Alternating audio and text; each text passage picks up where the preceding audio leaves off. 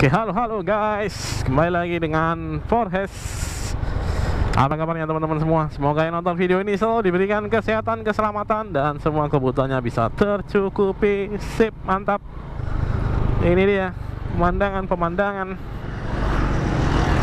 pemandangan tepi jurang, tidak ada pembatas. Oke ya, kali ini saya akan sharing lagi untuk pemula yang belajar naik motor. Dan ya, kali ini saya akan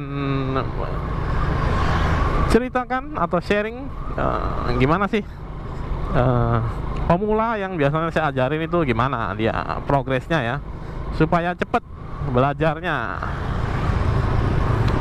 Oke, jadi sebelumnya buat teman-teman yang baru nonton video ini, baru ketemu channel ini, dan kepengen bisa naik motor, bisa belajar motor sendiri, dari yang nggak bisa naik sepeda, nggak bisa naik motor, sampai bisa nanti ke jalan raya dengan lancar dan aman tentunya, itu tinggal nonton tutorial belajar motor matic yang sudah saya bikinkan, ada di playlist belajar motor matic ya. Jadi playlistnya itu sudah saya rangkum, saya masukkan video-video khusus tutorial yang belajar naik motor. Kalau yang motovlog seperti ini saya bikinkan di playlist yang lain. Tapi kalau playlist yang belajar motor matic itu khusus buat yang mau belajar naik motor matic. Silahkan ditonton semua tutorialnya. Ini tutorialnya sangat lengkap sekali di situ ya. Tinggal ditonton terus keesokan harinya dipraktekkan sendiri. Oke, dan di video kali ini saya akan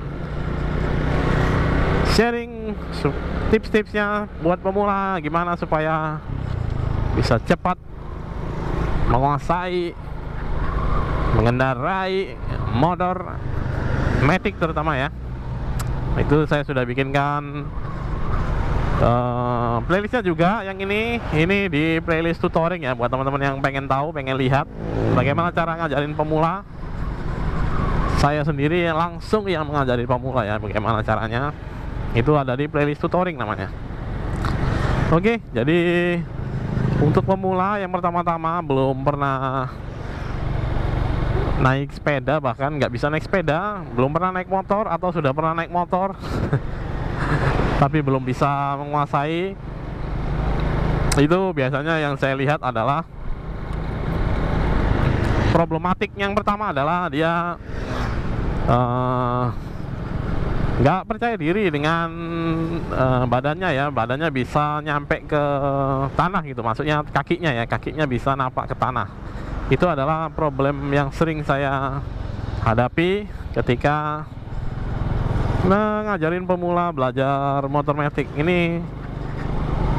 Ya banyak lah yang badannya mungkin pas-pasan naik motor Honda Beat, yang saya rasa itu adalah motor yang pendek ya, motor yang kecil pendek, memang disesuaikan dengan rata-rata tubuh orang dewasa di Indonesia. Ya kan, nggak mungkin bikin motor asal-asalan, ukurannya semua asal-asalan gitu ya, pasti sudah dilakukan riset. Jadi saya percaya itu kalau pabrikan mau jualan motor, apalagi ini motornya yang paling laku di Indonesia adalah Honda Beat, setahu saya ya. Jadi itu pasti sudah di riset sedemikian rupa untuk ketinggiannya, untuk tempat duduknya sedemikian rupa sampai dia bisa rata-rata tinggi tubuh orang Indonesia itu bisa napak ke tanah kakinya. Oke, jadi itu permasalahan yang pertama, itu paling sering ditanyakan adalah seperti itu ya. Bahkan istri saya juga dulu sempat nggak pede waktu naik Honda Beat itu, karena dia bilang ini kayaknya jinjit ini naik motor ini. Terus belakangan dia sudah bisa kemana-mana, sudah ya, itu nggak masalah sih sebetulnya ya. Pada akhirnya dia mengerti bahwasanya itu motor memang dibikin ya untuk rata-rata tubuh orang Indonesia dewasa. Oke, jadi itu nggak usah takut ya untuk ketinggian motornya sendiri, pasti sudah standar lah, sudah standar. Tapi kalau memang mau dipendekin lagi, misalnya memang nggak nyampe juga gitu ya, ya bisa diakali dengan memapas joknya, alias memotong si joknya itu, dipotong joknya ya, dipapas supaya lebih pendek. Atau kalau mau yang lebih mahal lagi, modifnya adalah shock breakernya biasanya dipendekin lagi. Kalau shock breaker depannya itu dipendekin, kalau shock breaker belakangnya itu ya diganti yang lebih pendek ukurannya. Tapi itu adalah modifikasi yang menurut saya ya, itu adalah modifikasi yang sia-sia, karena ketika ketemu polisi tidur nyangkut. Yang standarnya aja kan udah bener, itu udah pas gitu. Nah kalau diturunin lagi ya dia bakalan nyangkut, kena polisi tidur yang tinggi, yang tanggulan gitu. Nah itu dia bakalan nyangkut. Oke, jadi itu yang problem yang pertama. Yang kedua adalah untuk keseimbangan sendiri ya. Yang tadi itu biasanya tinggi motornya, yang kedua adalah keseimbangan. Jadi yang tipsnya dari saya buat pemula yang mau cepat belajar keseimbangan, jangan gunakan badannya ya untuk menyeimbangkan. Itu jatuhnya nanti kayak ulet. Badannya nanti kayak ulet, meliuk-liuk gitu waktu di atas motornya. Nah itu sama sekali tidak membantu. Duduk aja dengan benar, terus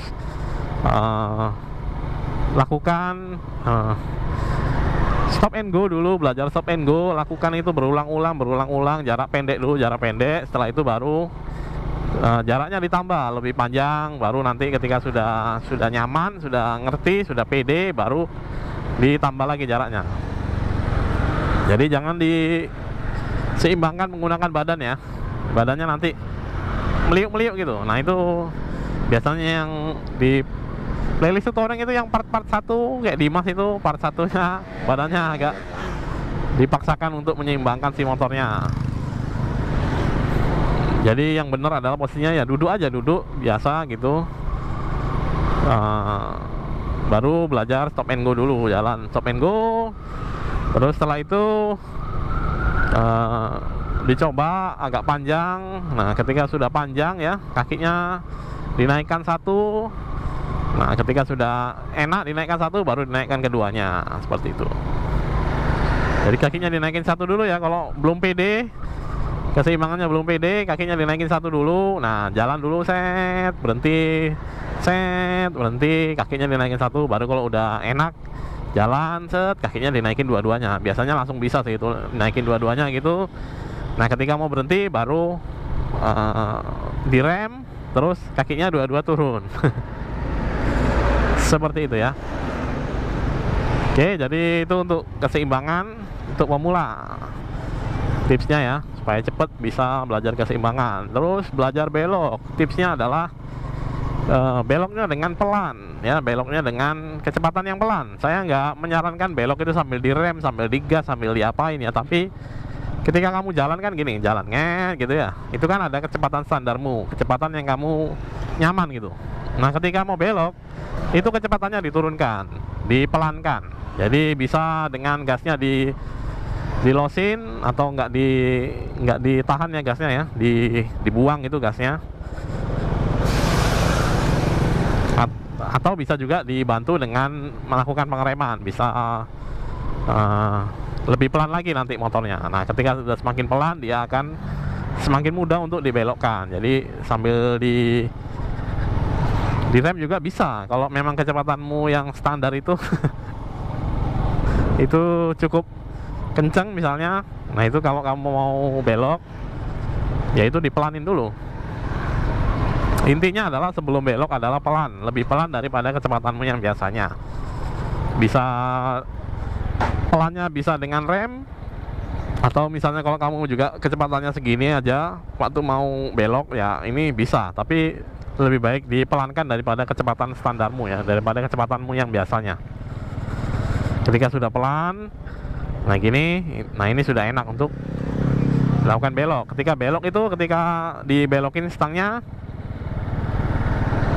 itu biasanya kondisinya masih pelan ya. Nah, ketika sudah motornya sudah belok, sudah ke arah yang kamu tuju, baru digas lagi.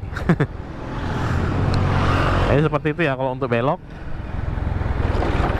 Pelan sebelum belok. Ketika sudah setengah belok ya, setengah belok itu, pokoknya arah motornya itu sudah pas menuju arah yang kamu mau belokin itu, nah itu baru digas lagi. Sama dengan putar balik ya, ketika motornya sudah ke arah yang kamu tuju. Kalau putar balik artinya kan kita arahnya ke sini, terus mau putar balik berarti arahnya kan ke sebaliknya seperti ini ya. Nah, ketika motornya sudah ke arah seperti ini baru digas lagi. Seperti itu. Pokoknya itu banyak latihan aja, banyak dicoba, diulang-ulang terus. Nah, ketika sudah bisa menguasai itu, baru deh kamu ke jalan raya. Oke, itu tadi ya untuk tips-tipsnya buat pemula dan juga beberapa kendala yang sering ditanyakan untuk pemula ketika mau belajar naik motor ya. Oke, demikian untuk video kali ini, semoga bermanfaat, semoga upsi.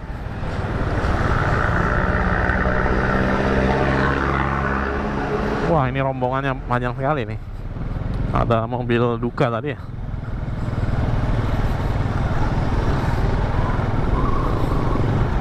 Oke, jadi semoga videonya bermanfaat ya. Terima kasih sudah nonton. Jorge sign out. Salam buat Anda forever dan bye-bye.